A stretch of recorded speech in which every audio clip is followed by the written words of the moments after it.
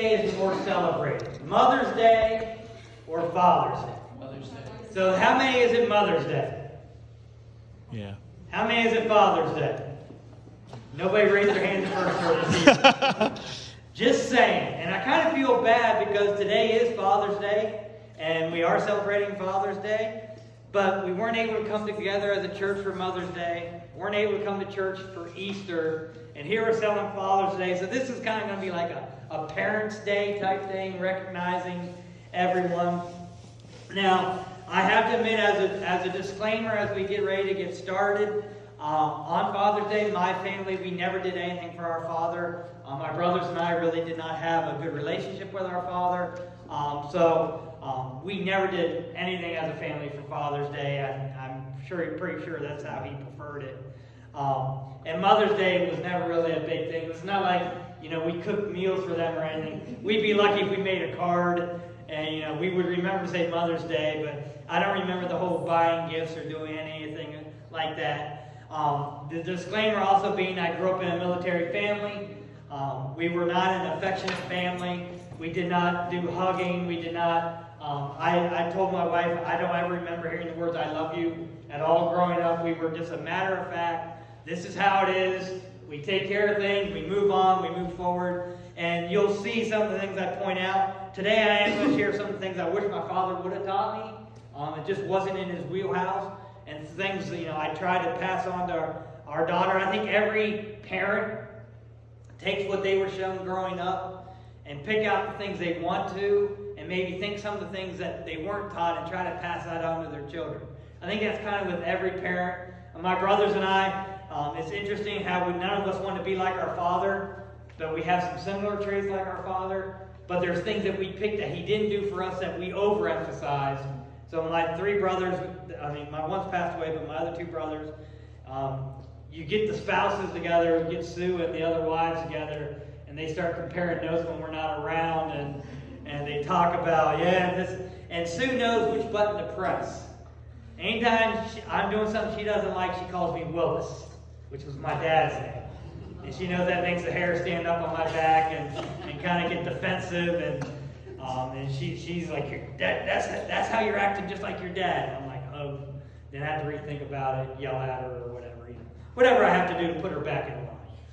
But as we think about Father's Day, when as a pastor you preach on Mother's Day, Father's Day, a lot of the times you're doing the honor thy mother, the father, and the parents look over at their children like, listen to what the pastor's saying. Honor and obey and all that. That's not going to happen today. There are times where we pick on that, but we're not. So today on this Father's Day, now I know as a father that parents in general try to do the best they can raising their children. I don't know of any parents who say, you know what, I'm going to raise my child so badly that other people are going to have to take care and raise them. I don't think any parent starts out with that motive. I do know that some type of that situation happens where a parent's not able to raise their child. I know some parents who probably want to throw their children out, but they won't. I'm not mentioning any names just because you make faces. I'm not pointing that out. But I think that most parents on the birth of their child plan to try to do the best that they can. Now, we may never see that true type of effort. Maybe they get overwhelmed and they're not able to make the effort that they want to. But from the initial start, I think they had high hopes of being great parents. Now, I also have heard children who say that their parents made them this way and that everything is their parents' fault. I don't know if any of you have heard that or not. I'm sure that some of you have probably heard that type of comment somewhere before, too. It may be on some TV talk show with Dr. Phil, where their whole family's gathered and the kids are blaming everything on the way their parents raised them. It may be in the house next door. It might be even in your own house. It's those type of comments that I want to look at today. And hopefully all the children and young adults, and I keep always focusing over here. So I just hope all the children and young adults will learn something today about who is to blame and what is expected. And we're looking at Ezekiel chapter 18, verses 19 and 20. Only 2 verses. Ezekiel chapter 18, verses 19 and 20. Yet you ask, why does the son not share the guilt of his father? Since the Son has done what is just and right, and has been careful to keep all my decrees, he will surely live. The one who sins is the one who will die. The child will not share the guilt of the parent, nor will the parent share the guilt of the child. The righteousness of the righteous will be credited to them, and the wickedness of the wicked will be charged against them. Now, this is a pretty straightforward passage, and from the prophet Ezekiel. I really like it, and I actually love what is said here. This passage answers a lot of the questions of who is to blame and what is to be expected. The passage states that the Son does not share the guilt of the Father, meaning that if the Father has sinned and the Son is righteous, that the Son will live while the Father will die. The second verse totally flips it around. It's saying that if the Father is righteous and the Son sins, the Son will die and the Father will surely live. The righteous will be credited for their righteousness, and the wicked will be charged with their wickedness. Too many times people want to blame someone or something else. It's not my fault. And list the excuse here. Right? How many of you have heard the phrase, it's not my fault, but, or, and then the excuse follows. Now, parents, we know we have heard that wording one way or the other. And I don't know about you. I have the attention span of a gnat. So it's not my fault. If the explanation lasts more than 5 to 10 seconds, I'm toned out.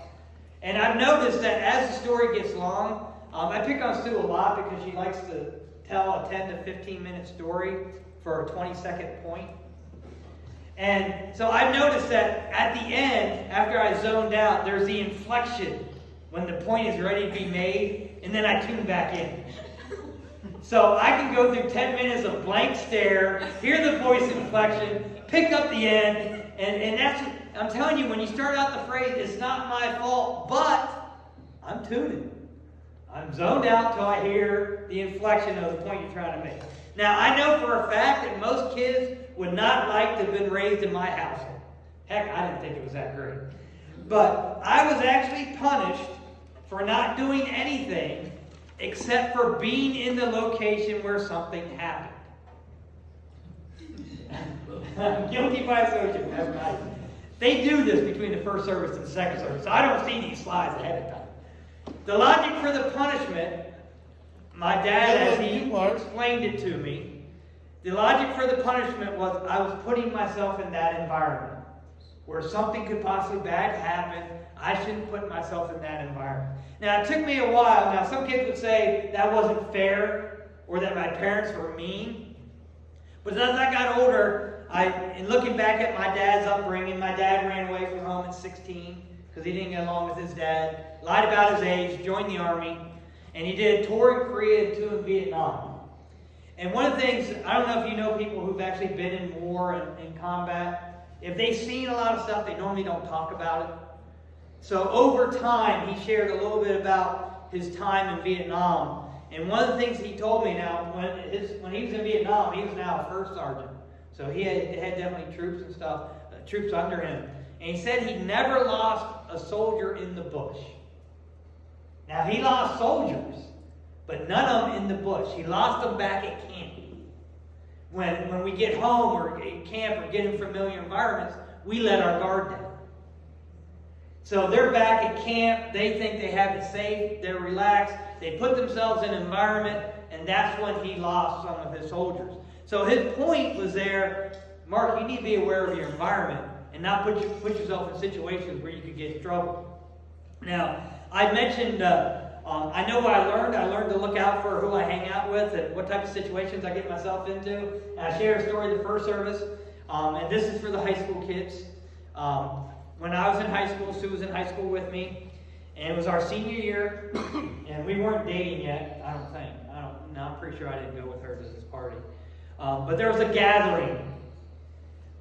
Somebody's parents were out of the country for a couple weeks. And so there was word going around about a gathering at this house. We called it a party. You call it a party or a gathering. And it got so well known that our coach called the varsity in after practice and said, do not go to that party. So when you know the teachers know about it, it's not a well-kept secret anymore. So being the well-respecting young men we were, we went to this party. And we went there, and we got there early, or, enough to be seen. And as we were there, we're there for about an hour, and you notice that the party's getting rowdier. It's getting a little louder. And this is actually where I had a voice of reason. I told the friends I was with, I was like, dude, this is not going well. This is not going to end well. I said, we need to get out of here. We left. An hour later, it got raided by the police. So I think part of my dad's teaching me not to put myself in those environments, realized when this thing was starting to go downhill fast. And we didn't want to be there. And I watched enough cop shows to learn pretty much that anyone's in the room when they come in and everyone's getting charged. So you have to understand the environment and the situation. And then I mentioned some people I hung out with. Two of the guys I grew up with in my neighborhood ended up doing some time in jail. Two of the guys I hung out with in the military ended up doing some time in jail. Part of that was being lucky because it was not like I didn't do some of the same things they did. But I think part of that is also knowing that when a situation is going to get bad, to remove yourself from a situation. So as we grow up, we got to remember as parents what our parents taught us and take those lessons to heart. You won't be able to blame your parents when you get in trouble because chances are your parents aren't with you when you're getting yourself in trouble. I have a daughter, and many times I heard her try to explain a situation where she got in trouble. I listened somewhat, sympathized with her, and then dished out the punishment anyway, telling her, just like my dad, that she put herself in that situation. Now, as much as the parents are not to blame for the sins of the child, it goes the other way too. It seems more and more in this world that some parents aren't good parents. And we need to be careful about how we are raising our children. We don't take the time to teach and train up our children. We don't teach them what's right and wrong. We don't set the good example that the child can emulate. Now, I remember we have this commercial, an old quit drug or drug PSA. If he pulls it up. 30-second clip.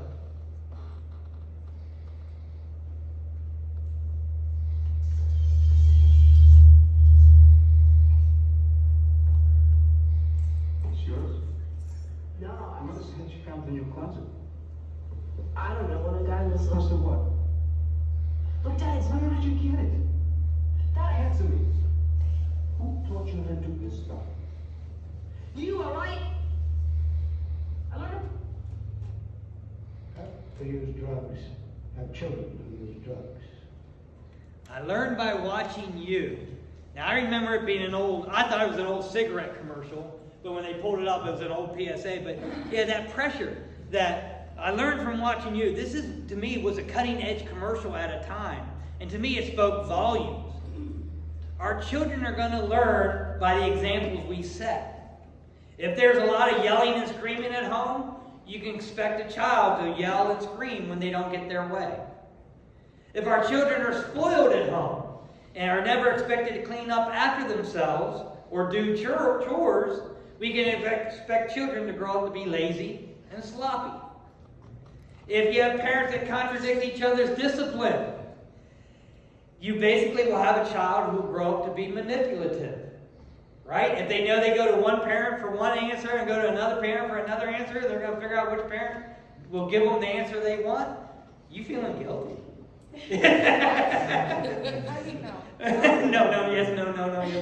The feeling about being manipulative. The problem with all these scenarios, though, is that when they are supposed to be adults, they won't be prepared for the world. Unless they live in your house the rest of their lives, they're going to need to learn to clean up, have discipline, follow instructions, and take orders from other people. Most of us call that employment. Most of us call that a job. So we need to prepare our children for the world so they can be judged. Now, one of the things I talk about preparing for the world, I'm going to share some of the things my dad did not teach me. I wish he would have. Because when we think about preparing our children for the world, I'm thinking about preparing them for things you don't learn in school, you don't learn in college. All right? I wish my dad was a handyman. He wasn't. I'm not a handyman, Sue won't let me around power tools. I am dangerous. All right? He was not a car guy. So how many of you watched my teaser video that was on YouTube? So you didn't hear the story, so Wayne did. He was not a car guy. So I didn't know anything about cars. So I bought my first car when I was in Hawaii, stationed over there. Bought a Pontiac Sunbird. All I knew was the key turned it on and it needed gas to run. Oh, goodness. Yes, I did not know you were supposed to change oil. I thought the tires rotated when you drove. So, that poor Pontiac Sunbird. I didn't know it needed oil till there was no oil. And it was smoking. And so the guys tried to fix. By the time I know she went and gave back her oil. Yep, long past that. I can honestly tell you, and Sue hated that car. But she grew up with a Chevette, so she should have hated my Pontiac Sunbird. But it got to the point. Yeah, you did have door handles. It started with door handles. They fell off at the time. But when I got done with that car, I could turn it off, take the key out, and the engine would still be running. I had one of those. I could put it in the drive and drive off with it turned off, and the engine just boom, boom, boom, boom, boom. That poor, I feel so bad for that car. So I wish my dad would have taught me. So what have I done with my daughter? I still don't know how to change oil or anything. But I taught her, change oil every 4,000 miles, rotate your tires every 2 oil changes. Now my car's got synthetic oil, so it's 5,000 or whatever. But I told her, I said, if you do that, your car will last a lot longer. Will she do that? I don't know. But that's what I told her to do. She bought a new car, said they have a maintenance book. Find a mechanic you can trust. Isn't that another key thing? You want to find a mechanic you can trust. And the way I knew I had mechanics I could trust is I took in to get something done and they said, it doesn't need done. And I was like, okay, they're not going to rip me off. They could have done the work and I would have paid for it because I thought it needed done. So a mechanic you can trust. Other things that we need to teach our children. Credit scores. I know they got something about credit scores. Kids don't understand credit cards, or those type of things, right? I actually, and this is not just a kid thing either. I actually had an adult I met with for finances at my past church. He had 8 or 9 credit cards. And I told him to bring in the bills, and I showed him how making his minimum payments. I said, you made a $25 payment, you end up getting $17 accrued interest. I said, you only made an $8 payment. And I was showing that over every credit card. No one ever sat down there and showed that to him. By the end of the meeting, he cut up all his credit cards. Because he knew he was not going to get out of debt by continuing to charge stuff. And I said, I bet you they raised your limit. He goes, yeah, how did you know that? He goes, it's because I'm a sucker, ain't I? I said, yes, you are. Because as long as you're paying that minimum, they're going to make a ton of money off of you. So we had to understand credit. Now, my daughter learned some lessons when she went off to college. She went to a Division I school. She went to Ohio University. And she thought, because she had her car down there, she should be able to park where she wants to park. And she kept getting tickets, kept getting parking tickets. And I said, you need to pay your parking ticket. She goes, I'm not going to pay my parking tickets. They give those athletes full scholarships. They give them free meals. I should be able to park wherever I need to park on campus to get to my classes. I said, okay, so you're not going to pay your parking ticket. She goes, no, I'm not going to pay my parking tickets. I said, I bet you end up paying your parking tickets. I'm not paying my parking tickets then. Comes graduation. She realized that she doesn't get her 2 diplomas for the two majors that she had until she settles all her financial debt. Guess who paid her parking tickets? I was not lifting a dime to pay those parking tickets. You racked it up. You thought you knew better. Now she's learning the same thing with student loans. Amen. She gets the student loans. You make she did the program based on your salary or whatever. But I said, Jen, credit score. She went to buy a car. She went to buy a house.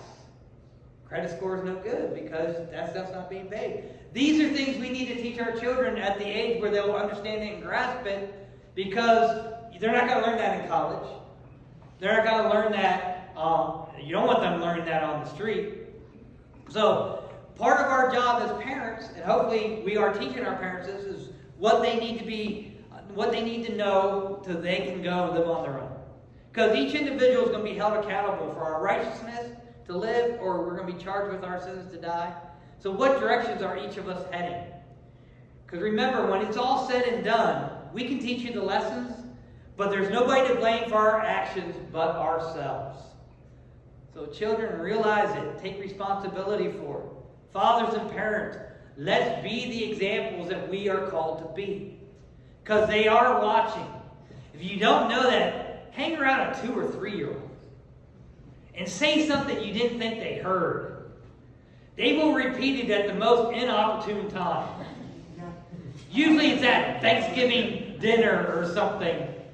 Oh, you're the aunt that mom says she hopes she leaves because your food tastes terrible. You know? One of those type of environments. So remember, we want to lead by example. Nobody ever said that raising a child will be easy. Too many times people are looking for the easy way to get through things. They turn on a TV, they take their child, plop them in front of the TV, and consider that babysitting or taking care of it. The other thing we tend to do is let them just play video games. Right? And then they're playing video games, you call them and they totally ignore you. Playing video games and watching TV does not train a child to be ready for the world. And as parents, that is one of the tasks that we are assigned. To love, to care, to cherish, to raise up and teach and train so they get out of your house. So they grow up and marry and live, with their husband and spouse or whatever. The Bible says something about that, right? Every son will leave their mother and father and join to be with their wife. So it's biblical. Get out. Enjoy your life, and we're to prepare you for that. So remember that hopefully everyone can look at their father and thank them for preparing you for the rest of their life. And if so, I'm glad, because we are accountable for the decisions we make. Our lives will be lives either righteousness or wickedness, and we will be charged or judged accordingly. Let's go to the Lord in prayer. Dear Heavenly Father, as we talk about raising our children, it is to prepare them for the things in the world. Not only the things like credit and life lessons, it's also preparing them for their spiritual journey as well. And we think about our spiritual journey, there's a lot of challenges out there. If it's a high school party, if it's a college event, if it's professors and what they're teaching versus what they were raised to believe when we talk about scriptures and God's Word. I know my daughter came back with a lot of different things her college professors said about the Bible and religion and faith. And we need to raise our children to be strong in their faith also, because there are challenges out there. And you won't be able to be there to guard them and protect them. You have to train and prepare them. So as we prepare our children for life and the challenges they face, may we also give them that loving hug they need, that support and encouragement, being there when they fall, because even when they go out on their own, there are going to be times where they're going to stumble and fall, and that's where we come in. We pick them up, dust them off. If it's a learning or a teaching lesson, we help explain it so they can continue to move on. None of us were perfect as parents. None of us were perfect as children, because the only perfect person was Jesus Christ. And He died so that we could all be saved. Let's raise up our children. And let's be the example that God called us to be. In His all-powerful and holy name.